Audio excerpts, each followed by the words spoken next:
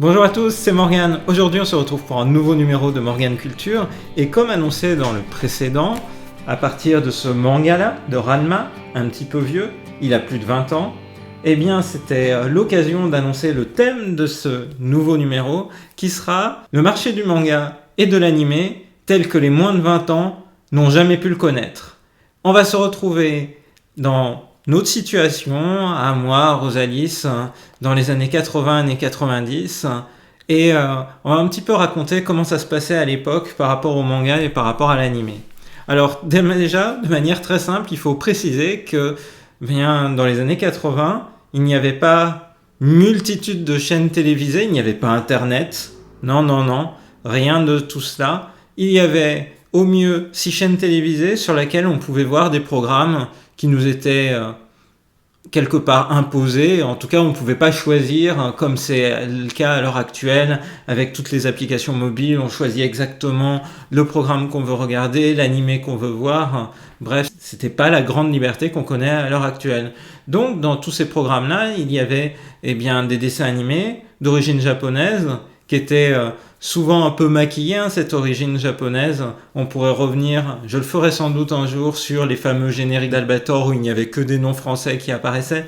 Il y avait ça, il y avait tous les noms francisés, donc Maison Nikoku, qui est un manga de Rumiko Takahashi, justement l'auteur de Ranma, qui devient Juliette Je t'aime. Bref, dans cet univers-là, les animés inspirés de manga commencent à avoir du succès. C'est le cas pour les Chevaliers du Zodiaque, autrement dit Saint Seiya, c'est le cas pour Dragon Ball. Mais à cette époque-là, encore fin des années 80, début des années 90, il n'y a pas de manga. À part quelques exceptions, et là aussi je reviendrai dans une prochaine vidéo sur toute l'histoire du marché du manga en France plus en détail, mais là aujourd'hui je voulais parler un petit peu plus de la perception et de la manière dont en tant que fan on pouvait partager notre passion. Et donc en fait à l'époque quasiment pas de manga. J'ai bien vu quand j'étais petit, à 8-9 ans, un manga de Candy se cachait dans une librairie. Alors c'était en fascicule, noir et blanc, mais je savais pas trop ce que c'était. On savait pas ce que c'était la bande dessinée japonaise. Et puis, avec le succès des Chevaliers du Zodiaque, de Dragon Ball, des éditeurs commencent à s'y intéresser. Alors Glénat notamment, qui avait diffusé en France le manga d'Akira, acquiert les droits de Dragon Ball et début 93 l'édite, alors d'abord en kiosque puis en librairie. Alors là pour moi c'était l'ouverture vers un nouveau monde. Juste avant, ce que je savais des mangas en fait, c'était ce que j'avais pu voir dans un livre qui était sorti en librairie en 1991, c'est l'univers des mangas de Thierry Gorenstein. C'était un ouvrage sorti 2 ans avant, on va dire, le début du boom du manga sur le marché de l'édition. C'était pour le Festival d'Angoulême. Alors malheureusement, je n'ai plus la première édition. C'est la réédition de 96 que je vous présente ici. Et oui, 96. Mais c'était un ouvrage vraiment incroyable. Moi, j'habitais en province, donc je savais pas du tout la bande dessinée japonaise, comment elle pouvait se présenter. Et bien, dans l'ouvrage en question, il y avait un aperçu des couvertures de magazines, il y avait des photos du Japon et d'auteurs japonais. Et puis, de temps en temps, il y avait des incrustations de planches dans le livre. Et il y avait carrément des mangas d'auteurs dont j'avais vu des dessins animés. Donc, par exemple, ici, Touch de Mitsuru Adachi. Bref, c'était tout un nouveau monde qui semblait s'ouvrir à moi. Et en fait, c'était vraiment un nouveau monde. C'était tellement de types différents, tellement de variétés.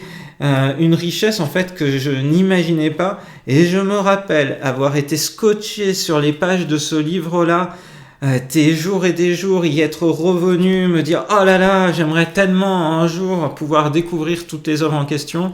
Voilà, on était en 91, donc il y a maintenant plus de 25 ans, diantre, mais c'était vraiment la porte ouverte sur quelque chose qui maintenant semble venir un petit peu tout seul. On accède à énormément de mangas traduits en français. Au Japon, maintenant c'est beaucoup plus facile d'y aller aussi en étant adulte, mais c'est tellement riche et tellement varié. Mais voilà, c'était quelque part la clé qui a ouvert une porte vers une infinité de possibles pour moi.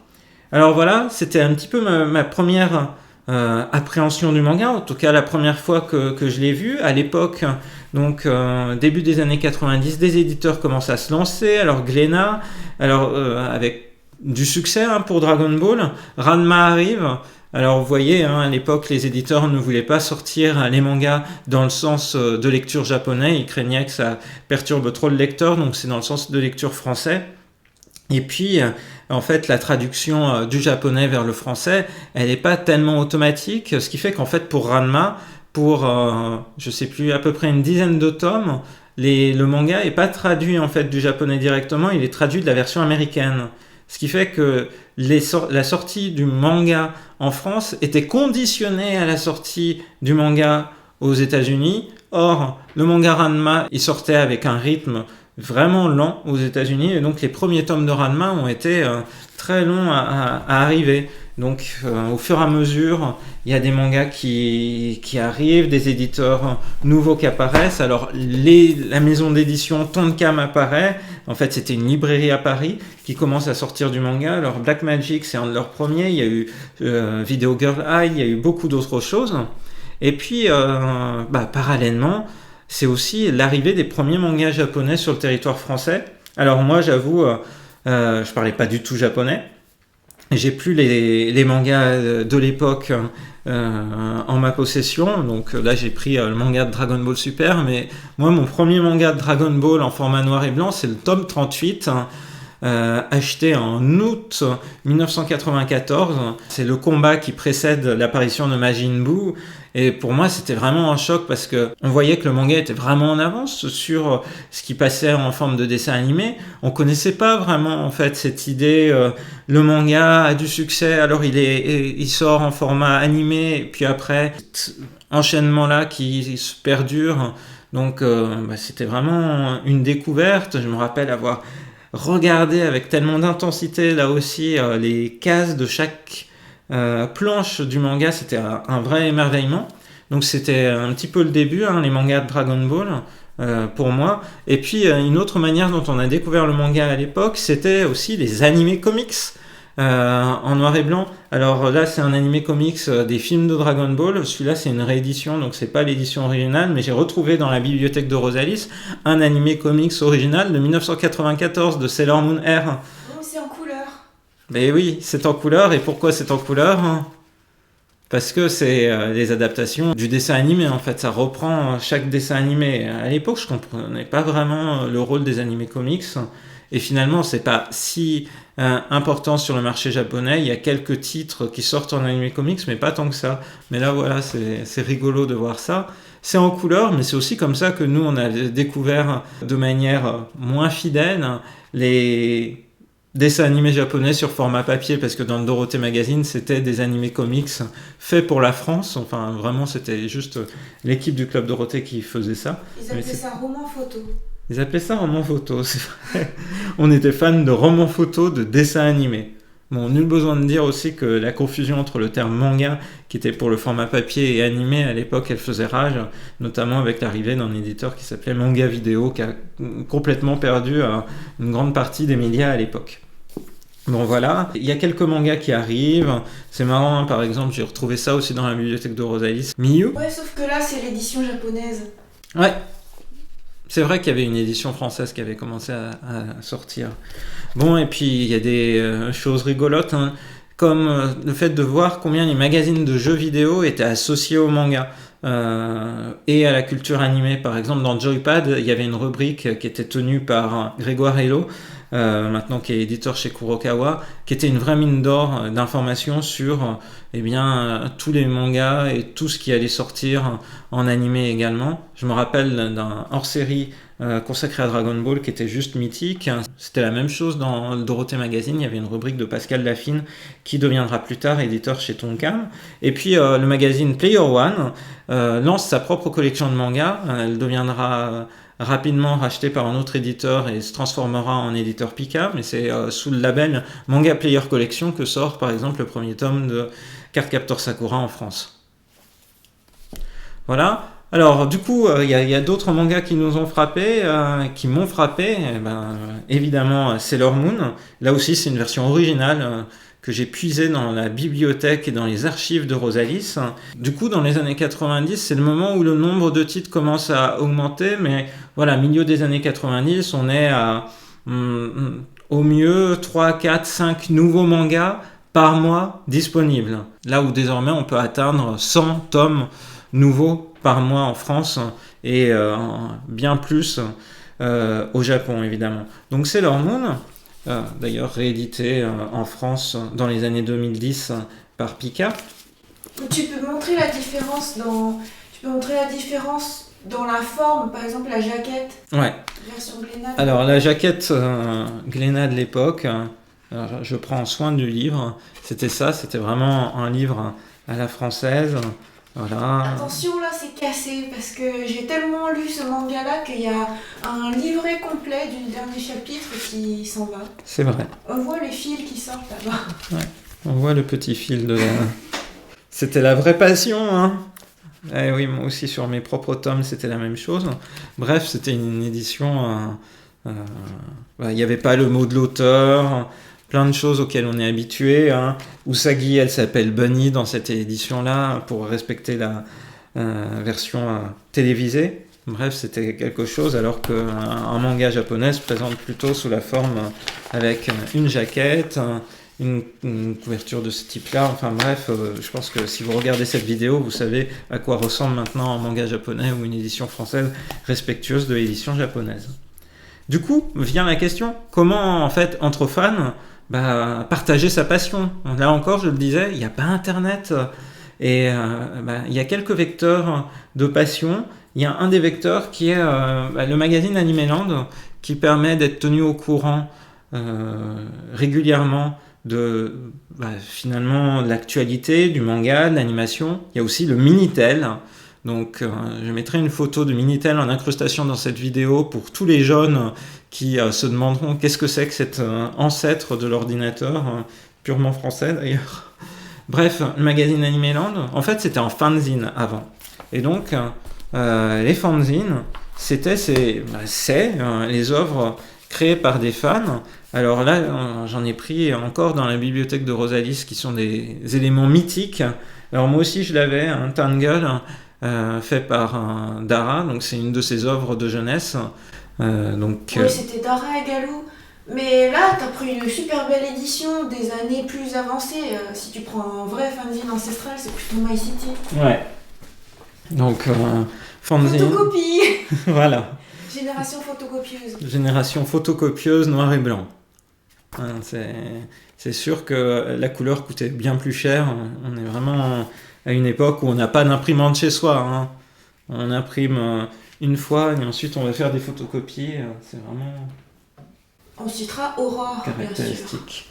Bien sûr. Oui. Parce que Tangle, là, ça imite déjà un peu les jaquettes à la japonaise. C'est vrai, tu as raison. Donc, My City. Voilà. Et puis, dans Animeland, il y a tout qui était à la base en fanzine. Hein.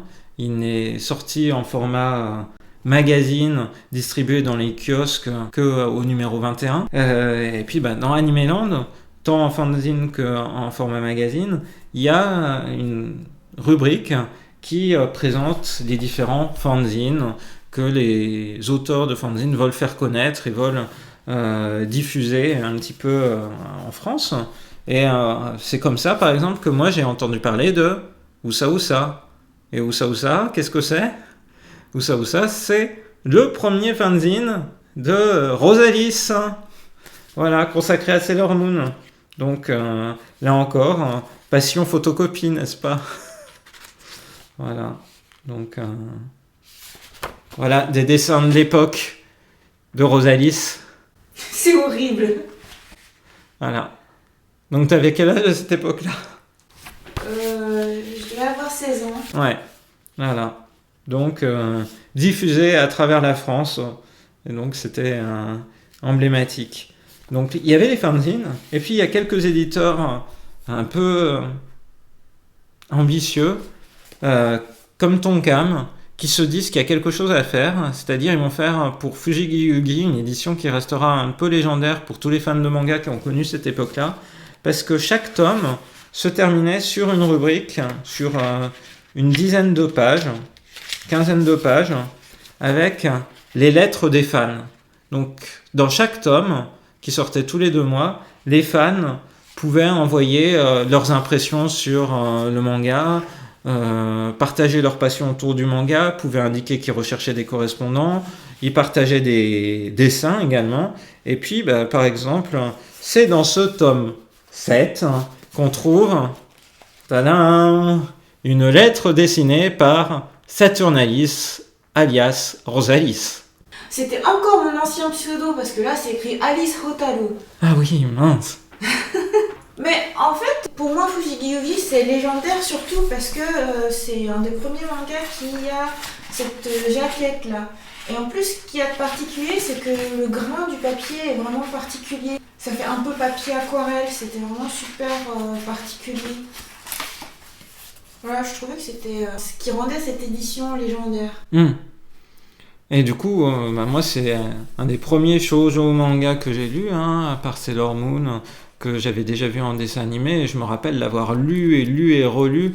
Et puis, en fait, avoir lu et relu aussi les commentaires d'autres fans, les théories, etc., c'était l'ancêtre des forums, des réseaux sociaux, de YouTube, d'une certaine manière, sur lequel on partage sa passion. Eh bien, à l'époque, on partageait sa passion dans les dernières pages de ce manga-là, et pour moi, c'était vraiment incroyable de voir une telle effervescence. Alors après, eh bien, Internet arrive. Donc, au début d'Internet, c'est un réseau très centré sur le texte, parce que... Attends, t'oublies quelque chose dans ton historique. Qu'est-ce que j'ai oublié ? Il y a the truc légendaire qui, perso, m'a révélé dans la vie, c'est à la fin de l'édition originale de Sailor Moon, là. Pas le tome 1 quand même, mais dans les tomes suivants, il y a le club Sailor Moon. C'est the truc génial où tu partages ta passion par courrier. Eh bien, viens un petit peu ici. Non, vas-y, c'est ta rubrique.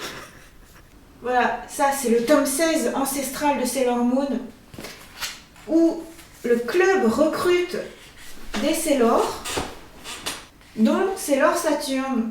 Et voilà, et c'est le tome dans lequel j'ai candidaté, et à partir duquel a commencé ma vie de fan.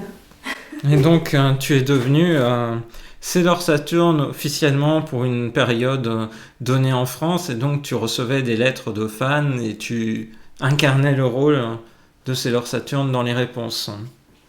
Donc c'était vraiment effectivement un élément d'animation du manga qui était vraiment incroyable de la part de Glénat aussi, puisque ça a permis du coup des liens entre les fans. Et reconnaissance infinie à Anthony Presman pour ce club. Et je crois que c'est aussi finalement avec ces personnes-là que tu as monté Ousa Ousa. Ouais, avec cette communauté. Avec cette communauté. Donc cette époque, c'est aussi le moment incroyable où Naoko Takeuchi, l'auteur de Sailor Moon, vient en France. Là, en février 99, Rosalis a pu la rencontrer, faire cette photo qui sera intégrée dans Ousa Ousa. C'était vraiment un événement majeur. On n'avait pas l'habitude d'avoir beaucoup d'auteurs de manga qui venaient ainsi en France. Il n'y avait pas des festivals manga dans toutes les villes de France comme c'est le cas maintenant. Donc c'était vraiment un truc énorme. Voilà. Donc c'est... on pourra aussi revenir sur l'historique des conventions manga et autres, mais dans une prochaine vidéo. Tous ces éléments d'animation, que ce soit des actions comme celles d'un éditeur comme Tonkam, que ce soit les actions des fans qui structurent progressivement finalement le milieu du manga et de l'animé. Dans Animeland, dans les premiers numéros, on retrouve beaucoup de gens qui deviendront des éditeurs de manga ou alors des éditeurs de cassettes VHS et de DVD plus tard, voire de services de streaming légaux à l'heure actuelle. Bref, c'est cette communauté-là qui s'investit dans le manga, et c'est ce type d'initiative qui fait vraiment vivre la passion des fans à une époque où Internet n'existait pas encore. Et puis du coup, années 97-98, c'est le moment où Internet commence à percer auprès du grand public. Moi, justement, c'est en 98 que j'ai commencé à avoir un accès à Internet. C'est à partir de là, en fait, que je commence à pouvoir accéder aux nouvelles, aux news à propos du manga et des animés sur des newsgroups, puis sur des sites internet, puis sur des forums, que je cherche aussi à m'investir sur mon propre site web, puis sur d'autres sites web, qui pour certains connaîtront même une aventure en format magazine, comme Mangajima qui fut édité en 2004 en magazine à travers la France. Bref, c'est le début d'une autre aventure, aussi en termes de diffusion. Des fans peuvent créer... Je montre un petit peu ton petit avatar de l'époque, parce que c'est quand même assez rigolo, quoi. C'est mon avatar de l'époque. Informaticien fan de manga. Voilà. Voilà. T'as pas trop changé quand on regarde ton avatar. Ah, ça me fait plaisir que tu me dises ça. Et c'est pareil dans la définition que tu viens de dire. J'ai pas trop changé non plus. Je suis toujours informaticien et je suis toujours fan de manga. C'est vrai. Voilà. Et puis, c'est aussi le moment où les fans commencent à tisser des liens les uns avec les autres, ça commence à exploser, les moyens de diffusion commencent à s'élargir. Il y a des fans qui créent une chaîne qui s'appelle No Life, et puis on est maintenant en 2017. Il y a une multitude de moyens d'accéder à des animés de manière légale, en simulcast, ce qui paraissait complètement...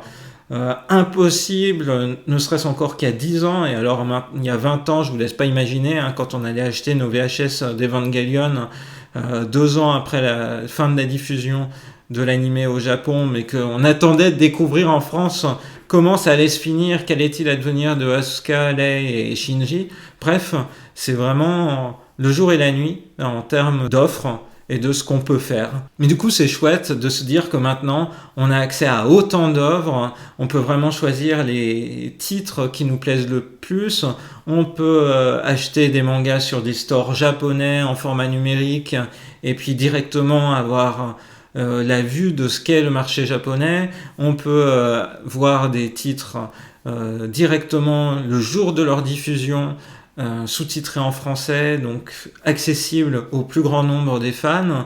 Les fans qui se regroupent dans des conventions énormes comme Japan Expo, plus de 200 000 visiteurs, ça paraît complètement hallucinant pour ceux qui ont vécu les années 90, on était dans des rassemblements beaucoup plus petits. Bref, c'est vraiment beau de voir combien le manga a pu exploser et puis aussi donner envie d'aller découvrir le Japon. Moi, c'est clairement le manga qui a été... le déclencheur de ma passion pour le Japon et aussi de mes collaborations scientifiques avec le Japon et de tout ce qui s'en est suivi. Et donc pour ça, c'était juste merveilleux. Bon, et pour ceux qui voudraient en savoir plus sur le début de l'animé et du manga en France et puis justement ce qu'on a vécu en tant que fan, je vous recommande 3 titres.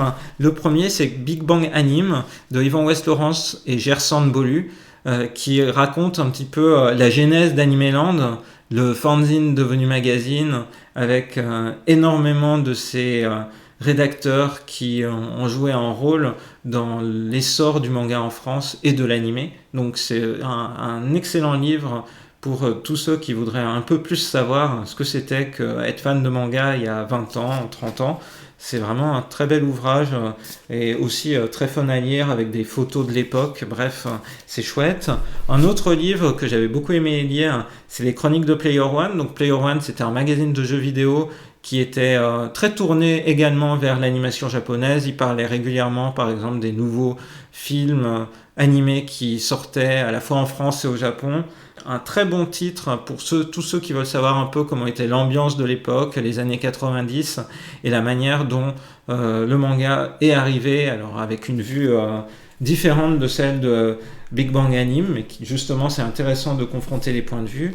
Et puis, un autre titre, donc là, plus récent, sur une histoire plus récente, c'est No Life Story, pour retrouver justement des gens que vous croiserez dans les 2 ouvrages que j'ai précédemment cités au moment de créer la chaîne No Life. Donc c'est des titres vraiment intéressants pour tous ceux qui veulent connaître un peu plus que juste les mangas qui nous arrivent et les animés, mais qui veulent connaître les coulisses de tout cet univers. Moi, je vous les recommande chaudement. Parmi les acteurs phares de la diffusion de la culture japonaise en France, il y a Morgane. C'est gentil, à Nantes. Un méga festival, attends, à Nantes, à l'échelle de la France. Oh, en plus, c'est l'édition, je suis dedans aussi. Oui. C'est 2007. Ah ouais! Donc c'était la première édition de Mangatan. Ouais. Qu'est-ce que c'était, Marianne? Alors Mangatan, c'était et c'est toujours, ça existe toujours, hein, ça va faire 10 ans. C'est une journée consacrée au manga et à l'animation japonaise au sein du Festival international de science-fiction de Nantes, les Utopiales. Et donc effectivement, avec Rosalis, on a co-créé cet événement et que j'ai animé pendant 7 ans. Et j'ai passé le flambeau ensuite, hein, notamment parce qu'on a fait énormément d'allers-retours entre la France et le Japon et c'était plus possible de continuer de s'investir sur ce type d'événement. Mais effectivement, ça me tenait à cœur de faire de la diffusion de la culture japonaise dans beaucoup d'événements, et donc en France et à Nantes, mais pas seulement. J'ai participé à pas mal d'événements autour du manga. De quelle dimension? Les Utopiales, c'est combien déjà maintenant? Les Utopiales, maintenant, c'est plus de 80 000 visiteurs par an. Voilà, quand tu dis à Nantes, tu dis ça comme si c'était un tout petit truc, c'est pas petit. Oui, mais moi je suis timide et modeste. Ah, mais attends, Morgane, c'est pas tout. Attends, tu oublies quelque chose. Attends, tu oublies quelque chose. Djam. Morgane fait partie de ces personnes qui diffusent la culture japonaise à travers les livres. Eh oui, puisque incité par Rosalis, j'ai écrit un livre sur la culture manga à Tokyo et sur les lieux sur lesquels il faut aller quand on est fan de manga, qu'on a une semaine pour visiter la capitale japonaise, quels sont les endroits emblématiques. J'ai beaucoup aimé en fait écrire ce livre, c'était vraiment un accomplissement et puis une cristallisation du coup de cœur que j'ai eu pour la ville de Tokyo, et j'ai mis énormément de cœur. J'ai fait plusieurs séances de dédicaces, j'ai rencontré des gens qui avaient lu le livre, qui étaient allés à Tokyo avec, ça m'a vraiment beaucoup touché. Aussi maintenant, intervenir sur la chaîne de Rosalis, c'est ma manière de poursuivre ce partage de la passion pour la culture japonaise.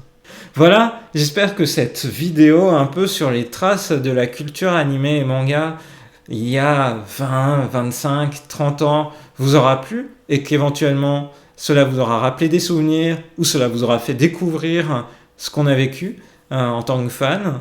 Et puis, il ne me reste plus qu'à vous dire à très bientôt. N'hésitez pas à laisser un commentaire pour partager vos propres souvenirs ou simplement me questionner sur des éléments qui vous interpelleraient ou que vous voudriez mieux connaître de cette époque-là. Je me ferai un plaisir d'y répondre dans une prochaine vidéo Morgane Culture. Voilà, maintenant je vous dis à très bientôt dans une prochaine vidéo sur la chaîne de Rosalis. Bye bye. Un jour il faudra qu'on fasse le milieu des mangas 1980-1990 vu par Rosalis. Ah non, ça je te laisse faire. Cela dit, en fait, dans l'arrivée des mangas et des animés, je crois que tu voulais parler de ça, tu voulais parler des Ghibli. C'est vrai que je voulais évoquer les Ghibli, parce que c'est vraiment des films emblématiques de la popularisation de l'animation pour adultes dans les années 90. Parce que dans les années 90, on considère beaucoup encore que le dessin animé, le film d'animation, c'est pour les enfants, ce n'est que pour les enfants. Et puis il arrive un certain nombre de titres du Japon. Il y a Akira, bien sûr, mais de manière plus régulière et de manière aussi un peu plus pacifique. Il y a les films des studios Ghibli, notamment un des premiers films qui arrive sur le territoire français, c'est Porco Rosso, doublé par Jean Reno à l'époque, c'est quand même pas rien. Donc c'est un film qui malheureusement dans beaucoup de villes de province n'est pas sorti au cinéma, mais qui ensuite est arrivé sous forme de VHS, donc qui a permis un petit peu de commencer à amorcer le filon. Il y a Totoro qui passe sur Canal+ encrypté, on est vraiment au début de la diffusion des animés. Et puis le gros élément qui marque une étape, c'est la sortie de Princesse Mononoke qui fera plusieurs centaines de millions d'entrées et qui commence à être un peu acclamé par la critique, qui permet d'ouvrir complètement les horizons. Et ces films des studios Ghibli montrent bien toute la profondeur en fait de l'animation japonaise, à tel point que finalement maintenant, au milieu des années 2010, on se pose plus la question est-ce que le film d'animation, est-ce que c'est un genre pour les enfants ou est-ce que c'est un genre pour les adultes? c'est tout autant un genre cinématographique qui peut être parfois pour les enfants, parfois pour les adultes, comme l'est simplement le film live. Et ça, dans l'esprit des Français, eh bien, ça a changé grâce au film des studios Ghibli. Ta première participation en tant que fan dans la communauté, c'était par ton site web? Oui, ma première participation en tant que fan dans la communauté, c'était par Image World, Ah, le nom de mon site web. mais tu participais même pas au newsgroup en fait. Si, je participais au newsgroup avant toi. Comment ça? Je Mais- t'ai jamais vu écrire. Oui, mais ça, je t'ai déjà montré qu'il y avait des interactions entre nous sur les newsgroups en question, Oh non! mais que tu les avais oubliées. Si, j'intervenais sur les newsgroups. Pas de manière aussi régulière que toi, ou en tout cas pas de manière aussi soutenue, mais j'intervenais régulièrement sur les newsgroups. Mais de l'époque papier, tu participais pas? T'as jamais écrit au Dorothée Magazine ou à Animeland ou rien? Non, j'osais pas écrire au Dorothée Magazine, parce qu'à l'époque, être fan de manga, c'était un peu honteux, donc on le disait pas trop, et puis il y a qu'à voir, être fan...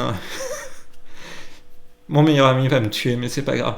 Être fan de Dragon Ball, de choses comme ça se disait pas trop. Et donc, par exemple, celui qui deviendra mon meilleur ami plus tard, je vais taire son nom dans cette vidéo.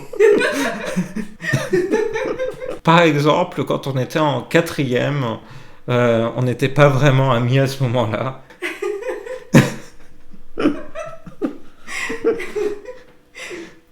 M'a volé des cartes Dragon Ball et m'en a déchiré une sous les yeux. C'est pour dire combien il n'était pas bien vu à l'époque d'être fan de manga et d'anime. Voilà. Et donc cette personne qui t'a fait un affront honteux, Honteux. abominable, est aussi sur ma chaîne. Oui, voilà. C'est ça. Vous pouvez essayer de retrouver le nom et vous pouvez laisser vos suppositions dans les commentaires. Voilà. Bon bah là c'est le meilleur final possible. Mais je crois aussi. T'as les larmes aux yeux tellement tu ris. Mais oui, c'était très drôle. Comme quoi, hein, finalement les choses changent. Hein, parce que cette personne-là, maintenant, à son tour, part au Japon sur les traces des héros de Dragon Ball, Sailor Moon et autres. Et voilà, comme quoi, dans les années 90, bah, le manga, c'était un peu une chose nouvelle, mais aussi les parents disaient souvent que c'était bête. Ségolène Royal avait dit que c'était pas top. Donc il y avait... Oh, t'es gentil de juste dire pas top, elle l'a fait censurer. Oui, c'est vrai. Définitivement rayé de la carte. Donc ça fait partie des choses qui font que le manga avait pas bonne presse. Mais heureusement, les gens ont tenu bon, les fans ont tenu bon, et maintenant, eh ben, on a accès à toute la diversité à laquelle on a accès. Moi je trouve ça super cool. À bientôt!